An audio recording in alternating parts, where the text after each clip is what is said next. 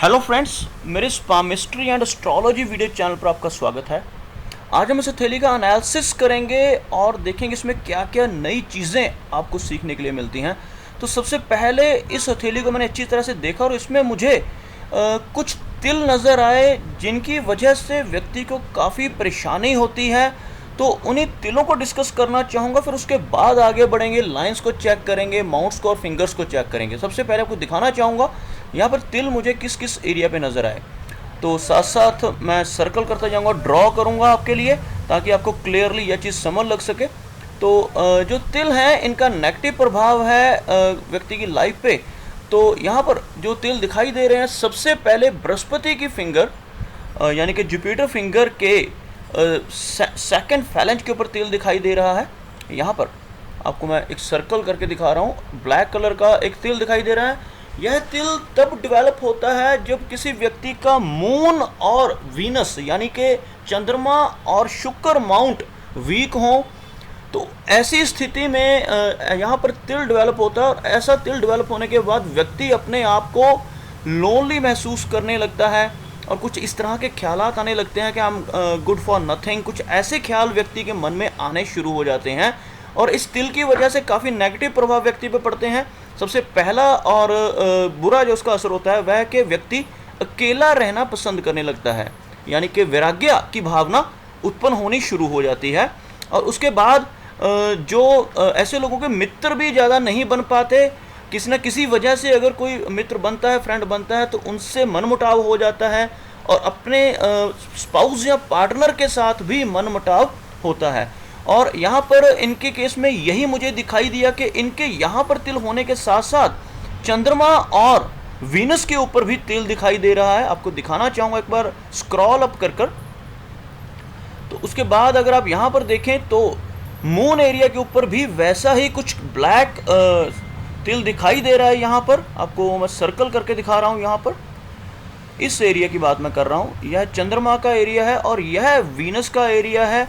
जब किसी व्यक्ति का चंद्रमा और वीनस किसी वजह से वीक होता है तब जाकर बृहस्पति के ऊपर ऐसा तिल बनता है। तो सबसे पहले मैं इसी का उपाय बताने जा रहा हूँ। यहाँ पर अगर कुछ इस तरह का प्रभाव होता है किसी के हाथ में, तो सबसे पहले ऐसे व्यक्ति को अपना एक गुरु बनाना चाहिए और उस गुरु से शिक्षा लेते रहना चाहिए, उससे अटैच होकर रहना चाहिए। दूसरा, सबसे ज़्यादा गाय की सेवा करने से इसके दुष्प्रभाव जो हैं कम होते हैं। यानी अगर कोई गौशाला है तो वहाँ जाएं, गाय को जितना हो सके उनकी सेवा करें, उनको हरा चारा खिलाएं अपने हाथ से और अपनी जो नेक कमाई है उसमें से कुछ हिस्सा निकालकर गौशाला में दान करें। अगर गाय को हर रोज़ एक गुड़ की टुकड़ी, जिसको जैगरी बोला जाता है, गुड़ की टुकड़ी एक पैसी गुड़ की खिलाई जाए तो इसके दुष्प्रभाव कम होते हैं। तो चलिए, यह तो थे 3 तिल इनके हाथ में, जिसके कारण इनके 3 माउंट नेगेटिव हो रखे हैं यहाँ पर। तो आगे बढ़ते हैं, इनकी लाइफ को अच्छी तरह से चेक करते हैं। फिंगर से शुरू करते हुए एक बार ये सारे निशान में मिटा रहा हूँ यहाँ पर और आगे बढ़ेंगे। यहाँ से फिंगर्स को चेक करते हैं, इनकी फिंगर्स इनके बारे में क्या बता रही है। यहाँ पर टिल्टेशन नज़र आ रही है फिंगर्स में मुझे, जो फिंगर्स हैं टिल्टेड हो रखी हैं। यहाँ पर आप देख सकते हैं शनि की तरफ तो वैराग्य की भावना रहेगी और गुरु की फिंगर के ऊपर तिल होने की वजह से गुरु थोड़ा सा यहाँ पर वीक है। अदरवाइज काफ़ी अच्छी नेचर रहेगी इनकी, फ्रेंडली नेचर है क्योंकि काफ़ी सारी सीधी लाइनें हैं। और मरकरी जो फिंगर है वह बहुत ज़्यादा छोटी भी नहीं है, यहाँ पर मीडियम रेंज में नज़र आ रही है, लगभग ऊपर के फैलेंज तक पहुँचने की कोशिश में है। तो यह इनके फिंगर का एनालिसिस था। आर्टिस्टिक क्वालिटीज़ इनके अंदर काफ़ी अच्छी रहेंगी क्योंकि जो सूर्य की फिंगर है वो काफ़ी यहाँ पर लेंथ लिए हुए दिखाई दे रही है। अगर बात करें फिंगर्स की सेटिंग की, तो यहाँ पर कुछ इस तरह की फिंगर्स की सेटिंग मुझे नज़र आ रही है इनके हाथ में। थोड़ा सा जो माउंट है वह जुपिटर का माउंट वीक है, बहुत वीक तो नहीं, थोड़ा सा लो सेट है। माउंट के ऊपर कोई भी नेगेटिव चिन्ह नहीं है। और दूसरा, यहाँ पर जो इनका गुरु का माउंट है यह थोड़ा सा लो सेट दिखाई दे रहा है। अदरवाइज बाकी के माउंट मुझे यहाँ पर काफ़ी अच्छे नज़र आ रहे हैं। चलिए अब माउंट्स को चेक करते हैं। सेटिंग्स को देखा हमने फिंगर की, माउंट्स के बारे में देखते हैं। माउंट्स इनके क्या क्या बता रहे हैं यहाँ पर।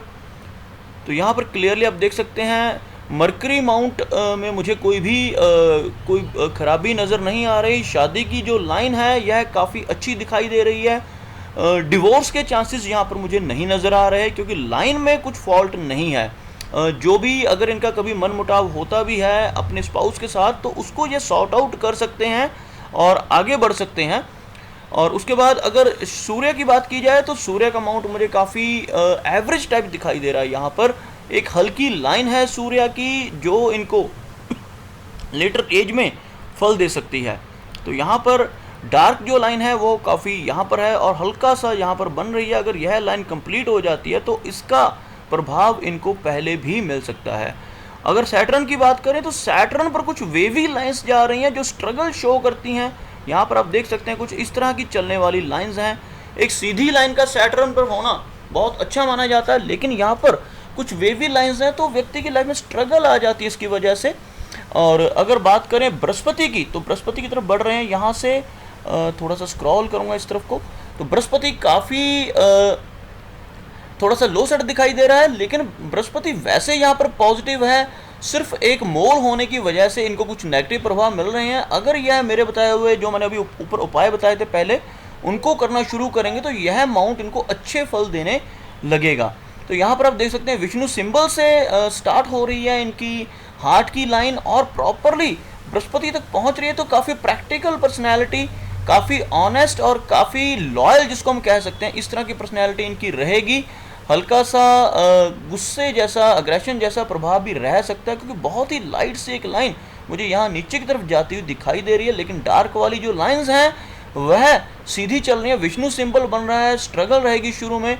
और अगर देखा जाए तो यहाँ पर कुछ हल्की सी ओवरलैपिंग नज़र आ रही है हार्ट की लाइन में। तो यहाँ पर जो लगभग 28 के आसपास की एज में यह चीज़ नज़र आ रही है, तो थोड़ा सा इमोशनल सेटबैक इनको रहेगा 28 के बाद की एज में। 28 से लेकर 30 के आसपास की, 31 के आसपास की एज तक कुछ यहाँ पर इमोशनल सेटबैक नज़र आ रहा है, क्योंकि यहाँ पर ओवरलैपिंग है और उसके बाद एक हल्की सी ओवरलैपिंग आगे भी दिखाई दे रही है, जिसके बाद आगे की जो हार्ट की लाइन है वो काफ़ी अच्छी यहाँ पर नज़र आ रही है।